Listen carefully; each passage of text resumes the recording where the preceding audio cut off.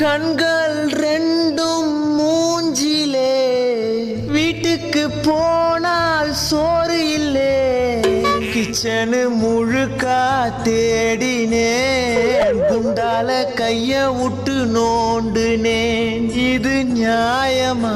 வயிறு காயுமா?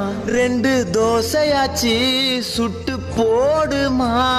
நல்ல சோறு வீட்ல துண்ணு ரொம்ப நாளு ஆனதே, 4 நாளா பட்னியாயிருந்து வயிறு வெந்து போனதே.